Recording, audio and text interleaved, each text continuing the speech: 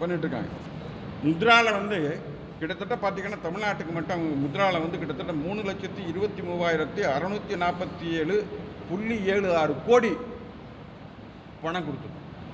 இவ்வளவு பணம் இங்கே வந்து மத்திய அரசாங்கத்தினுடைய பணம் புழக்கத்தில் இருக்குது. அதனால தான் சாதாரண மக்கள் கூட இன்றைக்கி யூபிஐ ஏன் அமைச்சிருக்காங்க, அவங்க கையில் ஏன் வருது, சாதாரண மக்கள் கூட பயன்படுத்தக்கூடிய அளவுக்கு வருதுன்னு சொன்னால் இந்த பொருளாதாரம் இங்கே நம்மள்கிட்ட சுற்றிட்டு இருக்குது.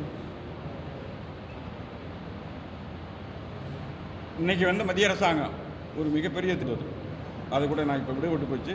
நம்முடைய பாம்பன் பாலம், பாம்பனில் இருக்கக்கூடிய ரயில் பாலம் உலகத்துக்கு வெர்டிக்கல் சைடு இன்றைக்கி இருக்கக்கூடிய இந்த லேட்டஸ்ட் டெக்னாலஜி, ஜாப்பனீஸ் டெக்னாலஜி நாம் அதை பயன்படுத்தி அந்த திட்டத்தை நாம் இங்கே ராமநாதபுரத்தில் பயன்படுத்தியிருக்கோம். தென் தமிழகத்தில் ராமேஸ்வரத்தில், ராமநாதபுரம் மாவட்டத்தில் ராமேஸ்வரத்தில் இதை பயன்படுத்தியிருக்கோம்.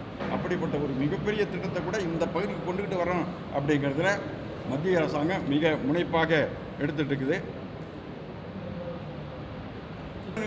இன்னும் ஒரு விஷயம் சொல்லணும், நம்ம தண்ணி பிரச்சனையை பற்றி வரும்போது காவிரி நீர் பிரச்சனையை நிரந்தர தீர்வுக்கு கொண்டு வந்தது மத்திய அரசாங்கம். அதனால் பயன்பெறக்கூடிய மாவட்டங்களில் நம்ம மாவட்டமும் ஒன்று.